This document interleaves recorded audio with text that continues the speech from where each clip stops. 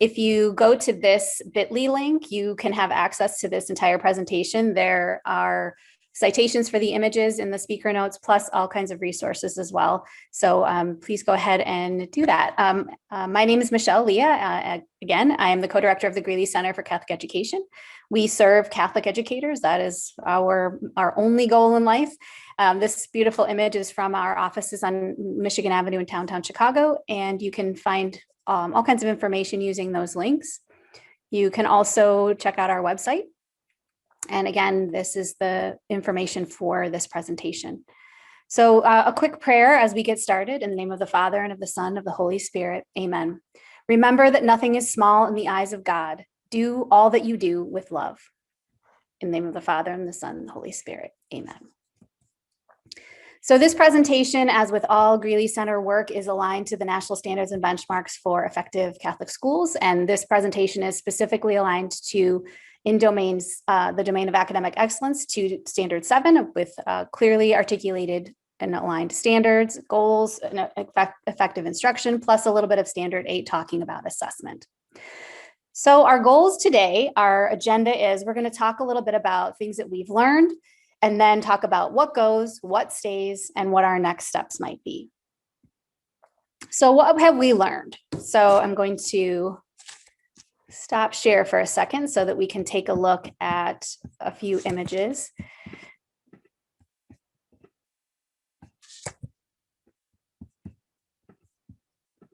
We've had a year, we've had a moment.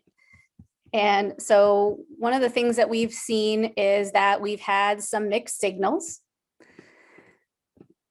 We've also been thrown some curveballs and had to be ready and think on our feet. We have done some pretty amazing Hail Mary saves, sometimes several a day. We've been heckled, and there have been tears. But the great thing about it is that there's been success, which is an exciting thing. Lots of successes from this year. So there's a couple of options here for you if you want to share. So in a couple of words, what have you learned in the last 13 months? You can follow this link and go to Jamboard, or you can use the chat to talk a little bit about things that you have learned. If you're using Jamboard, you go to that link that's in the hyperlink, and then you go ahead and use this sticky note and you write down your 1 to 3 words, or you could just use the chat. Things that we have learned in the past 13 months.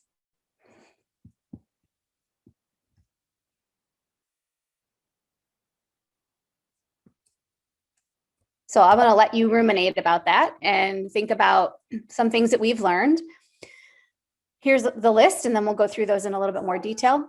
We've learned that we need to take care of ourselves. We've learned that relationships are everything. We've learned that sometimes Alexa goes off while you're giving a presentation, if you just heard that. Engagement is important and challenging. Parents are partners, and technology is here to stay, but that's a good thing.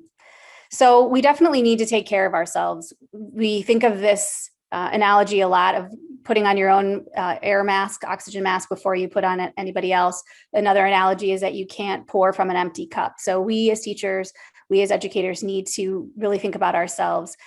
And that's not a selfish thing, to take care of our physical and mental and spiritual needs. I also saw this on Edutopia's Instagram page, and I thought it was interesting. We're in my opinion, focused a little too much on the gaps and not so much on the progress and the strengths and the things that have happened.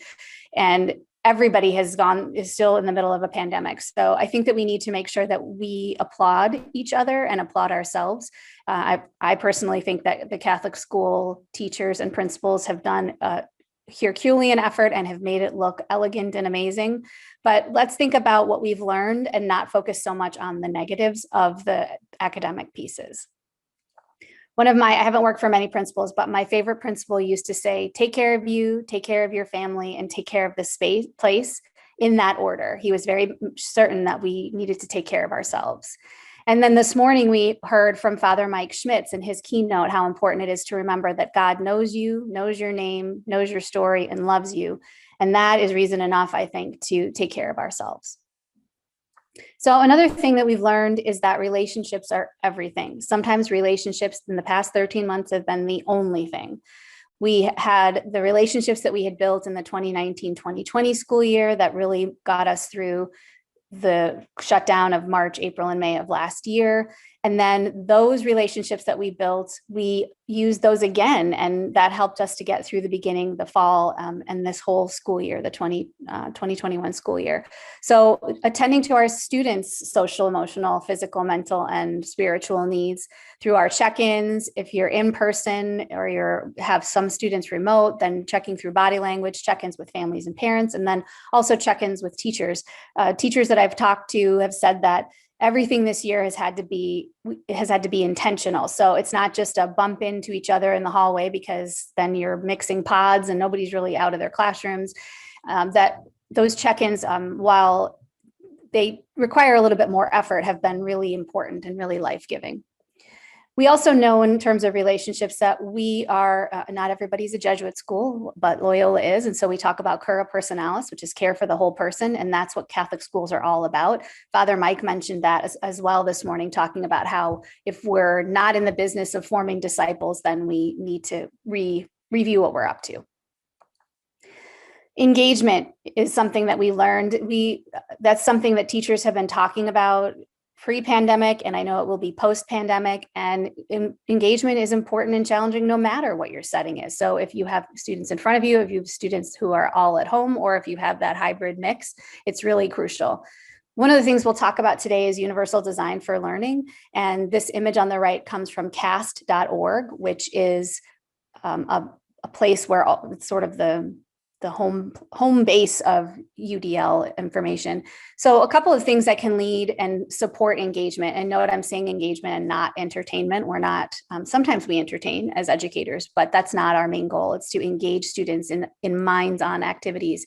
So thinking about choice, thinking about, and not just about the kind of, I call it like peace and love. Today, I want to study astronomy kind of choice. But today in reading class, this book that I'm reading is really challenging. And so I want to read independently today instead of reading with a partner. So having that option that will lead to that autonomy is really key. And setting a purpose for learning, this is something that can take 15 to 30 seconds, but is really crucial for laying the groundwork for today's lesson, but also for what we're working on this year. I know that teachers don't like to hear, why are we learning this? But it is really important when students can connect the new to the known. That is really a helpful and important part of them internalizing and then really owning what it is that they're learning. Engagement occurs when the classroom feels like a safe place, and not just a physically safe place, but is it a safe place to ask questions? Is it a safe place for me to be able to ask for those kinds of choices and to advocate for myself? In order for students to feel engaged, they need to get some sort of a feedback. And sometimes that feedback is the social, the kind of joking and back and forth that teachers can have with their students, but it's also not serious, but the informative, you did a really good job of ending when you were reading, of stopping at the end marks, but you still need to slow down in terms of reading fluency. And then teaching skills to students. I think sometimes people think when there's choice that the classroom is loose and that there isn't structure and that there isn't any direct instruction, and that's not true. We need to make sure too to give students time for practice and reflection, because we know as teachers that we improve through practice and reflection. And as a sort of a side note to engagement, I've in talking in the last year to parents and teachers and principals and students, homework has come up a lot. It's also been in the news in terms of students getting so far behind on homework. How are they going to ever catch up? And that if you know me or if you don't know me, I have, based on research, I have a really hard time with homework for students up through grade 5, because the research shows that it often is not only not helpful, but it can be harmful. I think that has a lot to do with the kind of homework we tend to give in the early grades, which is, for lack of a better and not very elegant word, it's dumb homework. It's busy work. It's to prove that I sent that home. Sometimes we think that by sending a lot of homework home, that is how we show what our rigor is. And that's not the case. We'll talk about that in about 1 minute. But we don't want busy work. if it's possible in your grade level for you to do any sort of flipped work where you can give the mini lesson or the lecture through a video or find a video, and then the students are doing the homework or the worksheet or whatever that practice is in front of you so that you can be there of support. But if we are sending homework home, it really needs to be as needed, and it needs to be necessary, that the students do need it. Some may not always need it. It needs to be differentiated whenever possible. So making sure that students are not getting 50 8 minus 1 single digit subtraction problems when they can do calculus. That's a waste of their time and of yours. Homework should be able to be completed independently, and we've learned that a lot in the last 13 months. And homework is meant to be practiced and therefore should not be graded. Students are, I've been hearing a lot from parents, and it's frustration on around all parents, teachers, students, that they are getting graded on assignments that it's their first attempt. And I always think, if I were in a golf lesson or a cooking class, how would I feel to be graded on that very first attempt, that very first night of class? Safe place. How do you keep it safe when parents interrupt during Zoom sessions unexpectedly? That is a really good question. I would, ideally, it would be great that relationship would be built where you could say to parents, either privately through a Zoom chat or Meets chat, to say, we're in a safe place, or remember, these are our norms. I think that setting up norms can be a really important thing, and it's never too late to do that. If you ever use positive behavior interventions and supports where you have a teach day, I think having a teach day for families and parents at home to say that this is a safe place, and it has to be a safe place in order for students to learn. Thank you. That's a great question. And then my last little soapbox about homework, and then I'll stop it. But one of the main reasons that I hear from educators of why we give homework is because it teaches responsibility. And one of the things we've learned in the last 13 months is, who are we teaching that responsibility to? So when I hear that a 5-year-old, a kindergartner, is in trouble because he's being punished because he didn't turn in his homework, I wonder about that. Who are we trying to teach? And I've heard some educators say, well, he needs to tell his parents to ... He's 5. So I think we need to be thoughtful about that. We also, a lot in the last year, we've learned a lot about Googleable homework or photomathable homework. And so we really want to be thinking, that's one of the things that is going to be in the what goes section is Googleable homework, eliminating it. Parents as partners. So this kind of goes along with what the question that was just asked. We know that parents, as Catholics, we value that parents are primary educators of their children, but we also know that not all parents are actual educators. And so we need to avoid using EdUEs, and we need to also teach, show, tell, and model to parents what we want and expect. And that would include those norms when we have parents and families at home. And we need to try and do this in the most caring way possible, because we want the parents to be partners. We want them to work with us. Another thing we've learned is that technology is here to stay, but it can be our friend. I know some days it's not. I don't know what I would do without my Zoom happy hours with my parents who live out of state. And even before they lived out of state, we were doing it from 20 miles away because that was the only way we could see each other's faces. I made a video for my students and another for families about Zoom expectations. That's such a great idea. I love that idea of the video too, because that can be something you can either listen to or watch, depending on if there aren't too many images with it, just the message. And that's a nice, gentle way to share with parents what the norms are for Zoom. I think that one of the other things that we've learned in the last year is how scary things can be when you don't know and you need help and you don't always know who to turn to. So technology can be our friend. One way that it can be our friend is going forward when we have students who have long-term illnesses, that they can still be a part of the classroom via Zoom. And while I actually don't know, I was a teacher a real teacher, a classroom teacher for 17 years, but I've never taught hybrid. And I can't imagine having a couple of kiddos on the video screen in Zoom, or in some cases 20 kids on Zoom and 10 in front of you. It's a lot. So I know right now it doesn't seem like a great idea, but in the future, it could be really great for students who have long-term illnesses.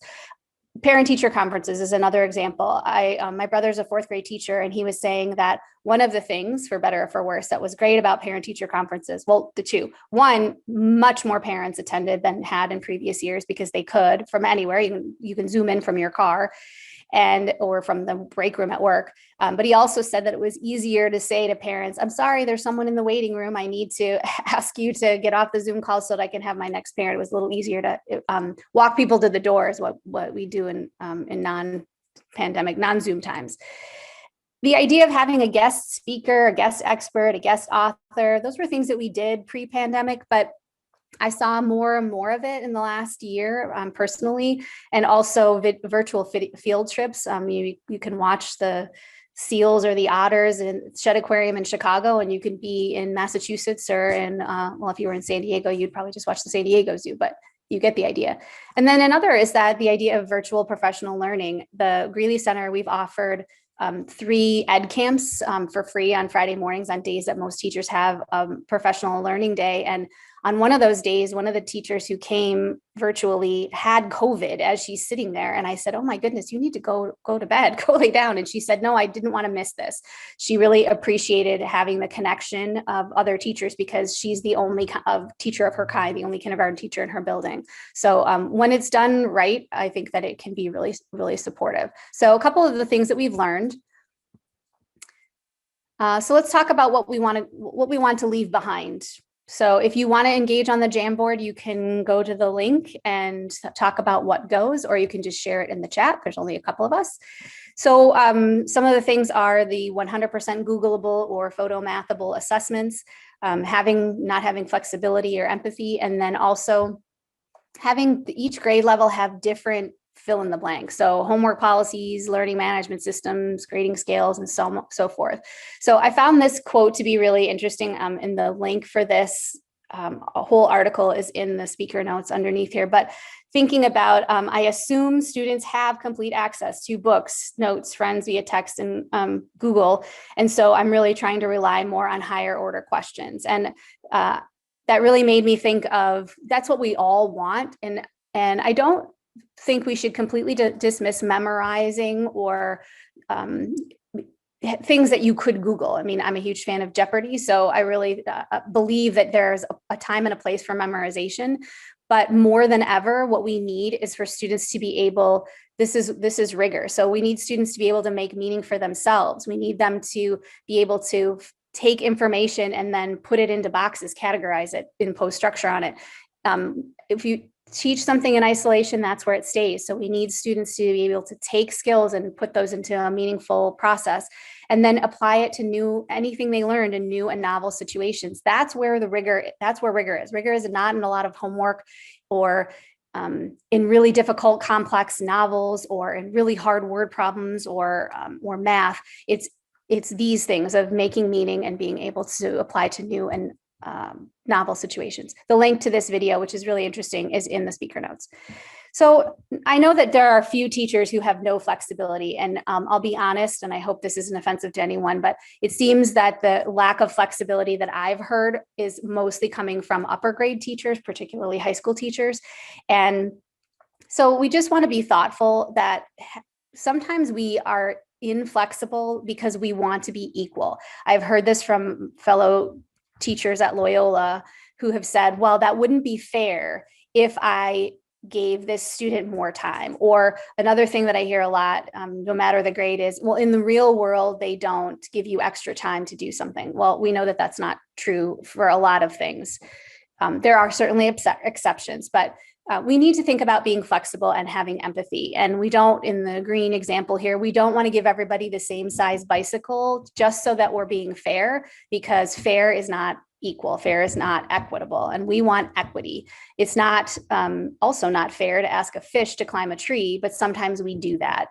And so we want to make sure that we're really giving students what they need, not what the teacher needs. We want to be thoughtful of students.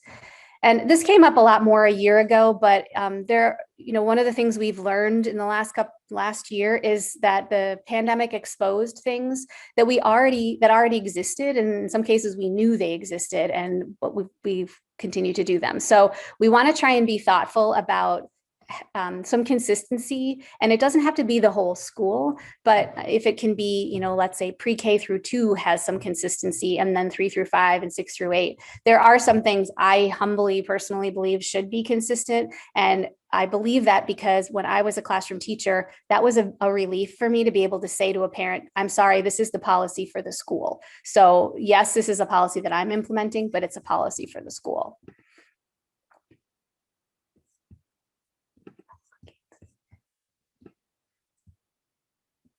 Okay. So the next thing is what stays from what we've learned.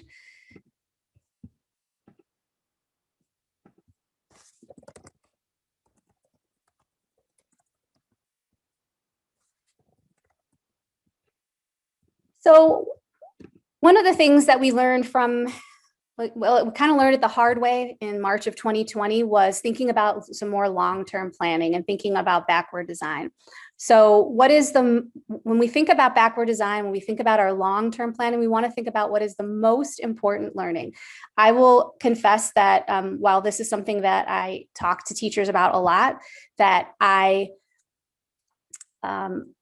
I created a class that was going to only be online. And when I did that, I was looking at what I wanted to do. And it really made me think about what's the most important learning. And also what are the most important, meaningful, authentic activities that we can participate in as a group. So my the co-director of the Greeley Center, Debbie Sullivan, always says, not always, in the last year has said, if you can do this as a whole group, why don't you do it asynchronously? And that's something that I teach adults now. So that's something that I've tried to do. But the whole thing is what's the most important learning and how can I engage students in that learning? So Wiggins and McTighe talk about what are the big ideas and the skills that I want students to learn throughout this year or throughout this whole unit. And then the next thing is, how am I going to find out that they learned what I wanted them to learn or intended for them to learn? So determining acceptable evidence is basically the assessment of how am I going to know that? And then finally, so after I figure out what the big ideas are and skills and how I'm going to assess students, then I plan the learning experiences, which is a bit of a shift for some people. It was for me as a new teacher. I want to think about backward design too in short-term goals as well. So long-term, I want to know what the desired results are for this unit, these 6 weeks, or for the year. But I also want to think about it today. Today, what do I want students to know, understand, and do? Another question, how do you feel virtual learning option affects the social aspect of school? I have one student only who is virtual live with me, and you can tell she's craving for conversation with her peers and me. Any suggestions of how to further make her feel connection with me, with myself and peers? One thing I've heard teachers do, and I have a funny story about it, but is to invite the student to stay, they're virtual, but invite them to come to lunch so that they can eat lunch, put the laptop on the desk so that they can eat that. One of my friends is an instructional coach at a school, and she had one of the rewards for the kindergartners was they won lunch with Miss Reedy. And so she said that it was quite interesting to have a kindergartner eating spaghetti like this close to the camera while she was having lunch with them. But the kids really enjoyed the social aspect. And so that's one possibility. If there are other sort of downtime ways that they can participate, I don't know if the students could take an iPad to recess so that they can hear that. I'm seeing that too, that students are really craving that social. That's a really good question. So determining what I want students to learn today, how students will show what they learned to me today. So that would probably be a formative assessment, something quick and easy and not graded. And then how will students, what is it we're going to do, those teaching and learning events? Okay.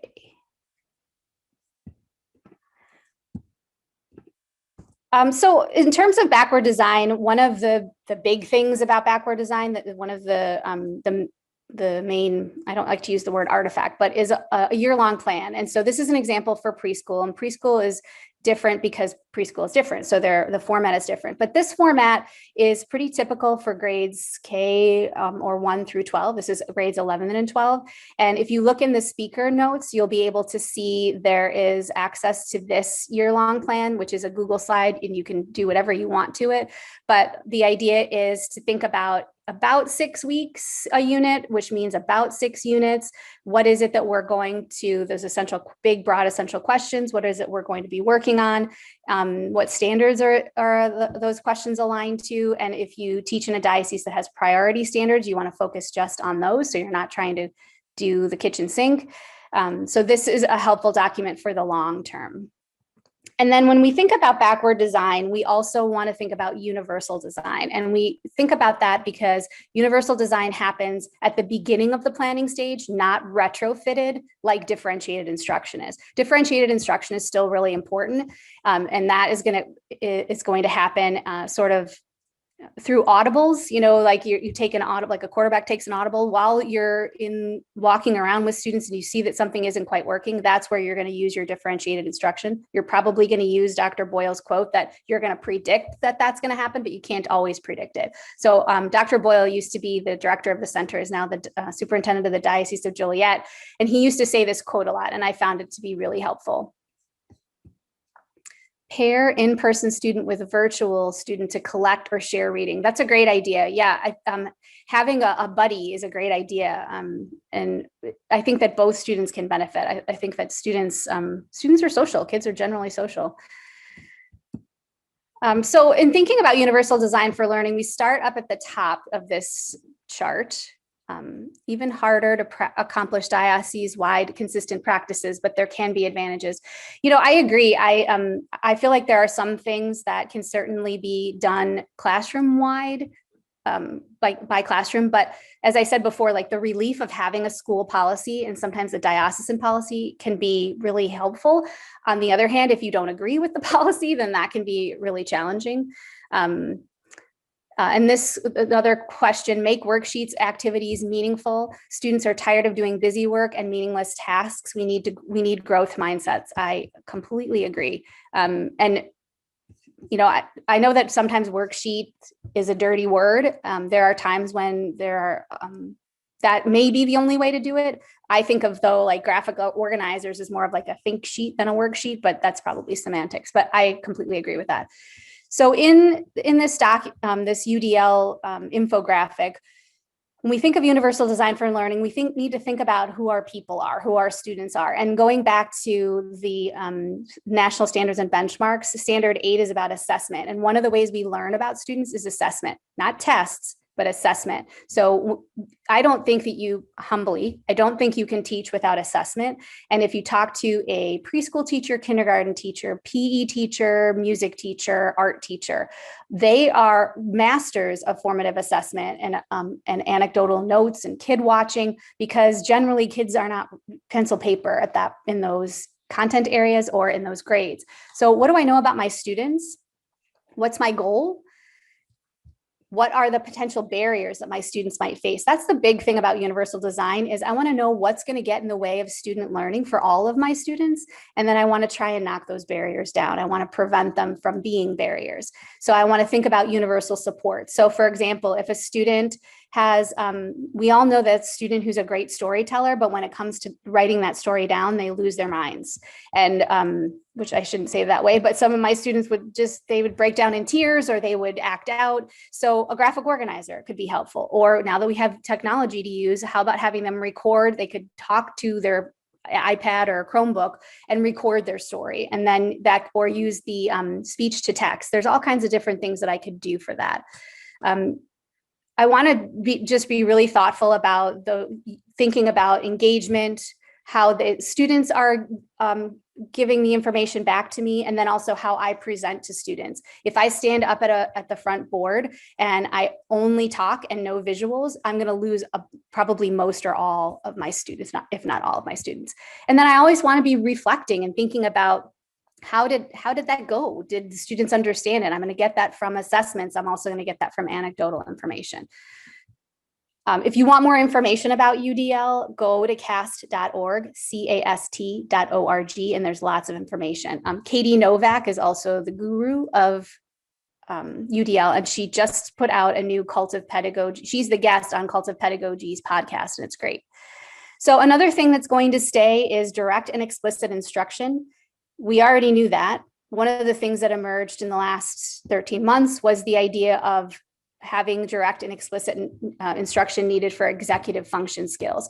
Sometimes we think about executive function as something that only students who have attention deficit disorder need, or it's only something that younger students need. But the truth is that we all, if you, for last March, April, and May, when you were working at home, you may have noticed a different workflow that you had too. So we really need to support students and be really explicit. So teaching the students how to use an assignment notebook. I think sometimes we make assumptions about that.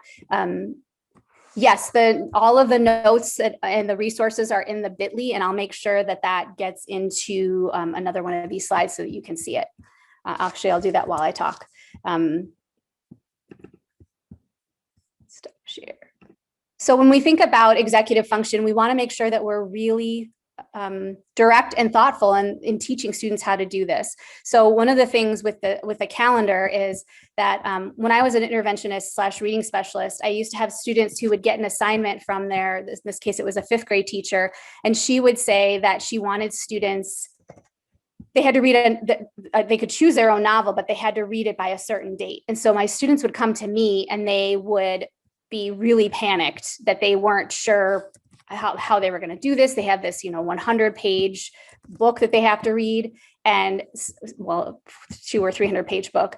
And so what I would do with students would sit down with them with a calendar like this. And I would take them through, okay, so if I know that the book is due on May 2nd, then tell me how many pages can you read in a night? Or how many pages do you read during silent reading if you don't read at home? I'm not judging. So the kid might say, I can read 5 pages a day. So we would work it back to say, all right, if you read every day in school and you read 5 pages, then you would have to have started on January 1st, whatever it is.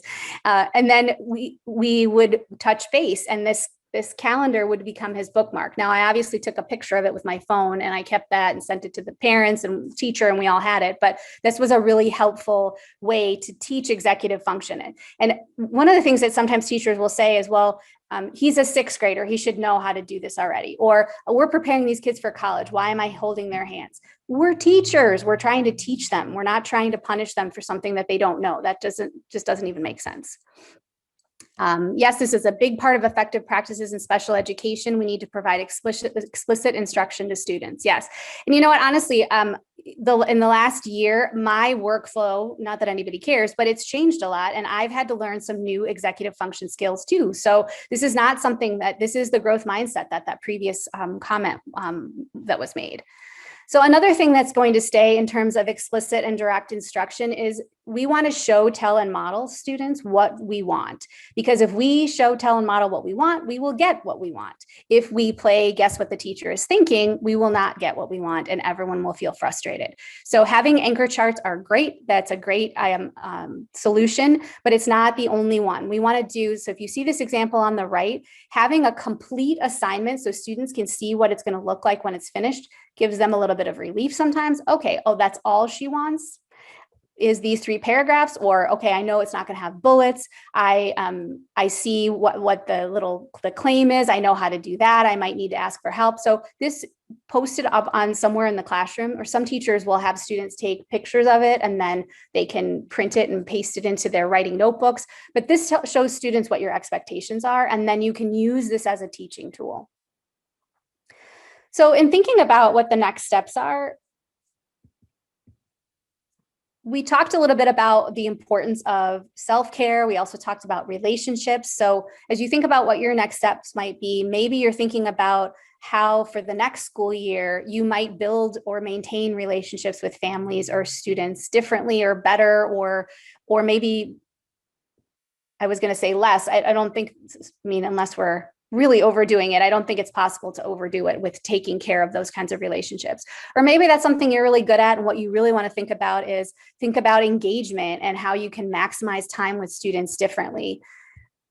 Or maybe it's that you have your daily lessons are engaging, but that you really like to look long term. What am I doing all year long that's going to get to those goals? I was working with a school. This was a while back. A teacher came up and was sharing her completed year-long plan with me, and she said she had this little 2-week unit that was May 15th to May 30th. And I said, "Can you tell me something about that?" And she said, "I don't ever get to it."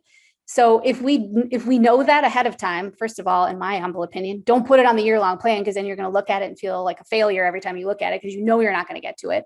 But the thing is that we have to really prioritize that most important learning so that we can get as much of the most important learning in a year. Now, I know sometimes I especially think of when I look at the religion or faith formation standards in some dioceses, they are really long and there's a lot to them. So sometimes it is hard to fit everything in, but then that's where you collaborate and prioritize with other teachers and other grade levels, so that, for example, 5th and 6th grade talks to each other, 8th and 9th talks to each other, pre-K and K talk to each other. Another thing that might be a next step for you is thinking about what you already have. So I know that in some cases in the last 13 months that some people sort of threw everything out. Some people had to. PE teachers and music teachers had to just start from scratch. And I know that that's made a very stressful year for them. But you may be looking back and thinking that you wanted to really revise this, or that maybe the activity wasn't the most important learning. Or maybe you found, like I found, that maybe the teaching and learning events that you had planned, those activities, they really weren't that great, or they weren't authentic, or they weren't engaging. And so you want to try something different. Maybe you've tried something different and it worked and you want to replace that. And then, or you may want to think about universal design and thinking about, what are the barriers that my students come and they might face, and how can I help to remove those barriers? All right, so we have a couple of minutes for questions. And actually, I'm going to stop sharing so that I can include the bit.ly again for you all, but I'm happy to answer any questions.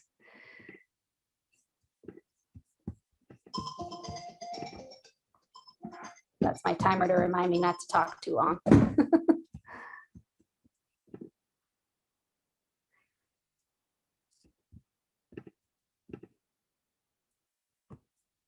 So glad you talked about executive functioning skills, a tough sell in many high school classrooms.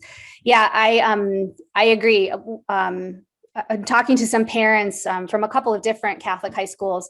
The parents were feeling frustrated so there's this one example where the students in this class were required to submit 3 assignments in every class every day.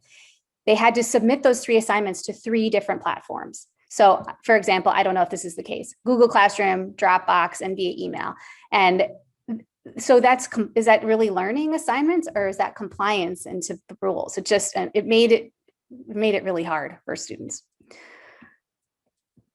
I love that building and maintaining relationships with students' families is first here, and that you have highlighted the importance of teaching parents about expectations. Many don't know this because teachers haven't taught them. Yeah, we only know what we're taught. We don't usually learn through osmosis. What are your thoughts about continuing the practice of parents opting for remote learning next year? I'd rather not give parents this option for a number of reasons, but welcome your thoughts. I guess it depends for me. It goes back to me about what my favorite principal said: take care of you, take care of your family, take care of this place. And if there are kids who have really medically vulnerable family members, they themselves are medically vulnerable. So while I know it's not ideal, I would hate to lose a student who really wants a Catholic education to not be able to access it, So that would be my comment. How can teachers, department chairs advocate for more time to do backward design before the school year starts, and also for more time to reflect through the year on what's going and not working? That is a great question. How can you advocate?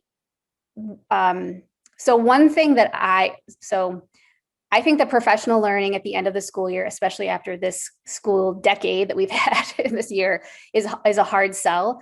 But every time I've ever talked to teachers about backward design in August, they always say, why didn't I know about this in June? So if you can advocate to have something get started at the end of the year, at least people know. There are resources that we have available that we can offer to you too. At the Greeley Center that we'd be happy to offer. I'm working with a high school in Texas, and I'm going to build for them sort of like a 2 days worth of virtual learning that they can do asynchronously. And I feel like that can be more palatable so that you don't have to miss any of your summer vacation, or you can just try and pick and choose the times that you're going to work on that. The other thing too is that when you use backward design and you can show your stakeholders that you use backward design, that's a really great selling point for a school. So that's one way to advocate.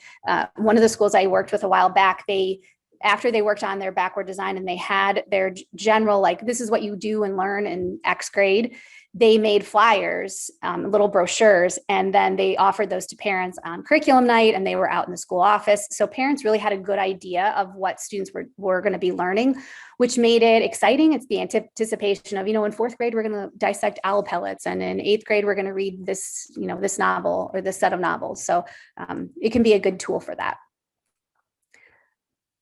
It is hard to advocate, though. I will say that. Oh, sorry, I missed a question. What would you say about children with special needs? Sometimes it feels like what we learned. Sorry, I lost it.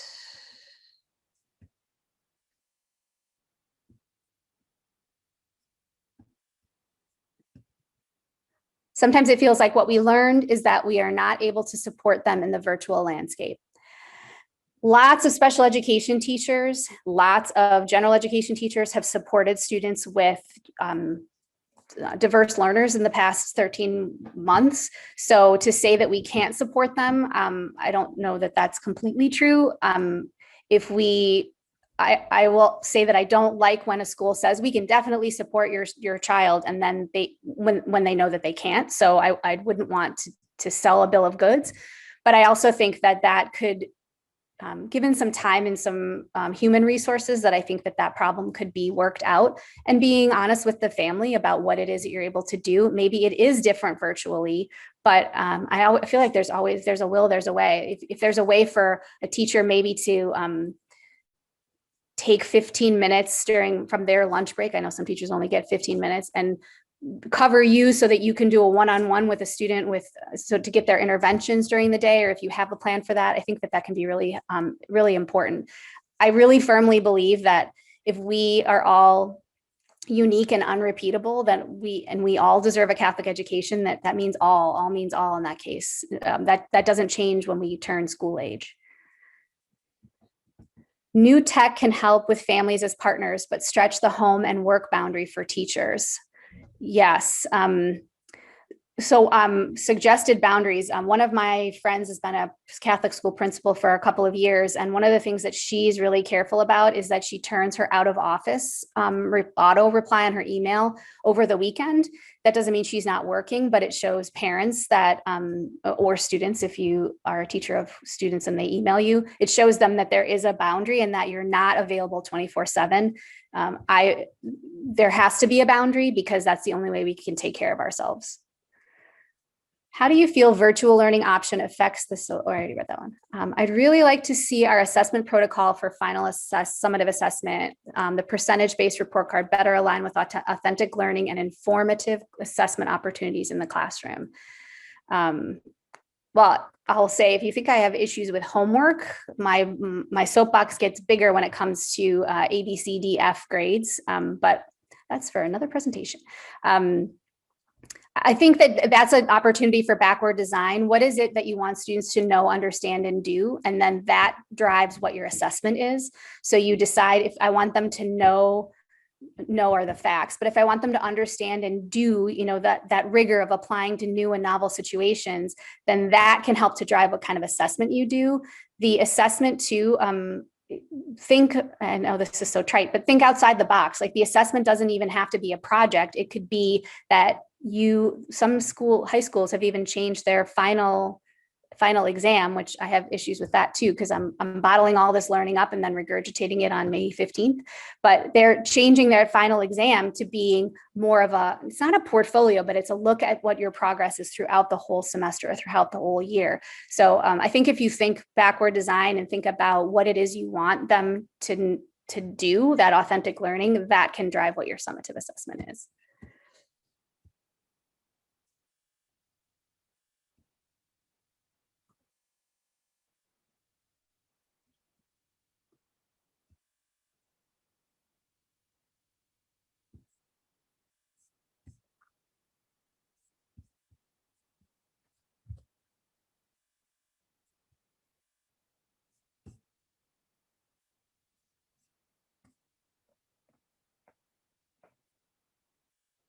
And just so you know, if you have any questions after this presentation, you have my email address, you have the bit.ly for the presentation, and which is on this slide up at the top here. And then if you could also make sure to complete the evaluation. The title of the session is Lessons Learned from Virtual Learning. And we have a couple more minutes, but I just wanted to make sure that you all knew that. And thank you all for coming. I really appreciate it. I wish I could see you and wave to you, but we'll do that next year. NCEA 2022. Emotional support is essential. Yes, I think that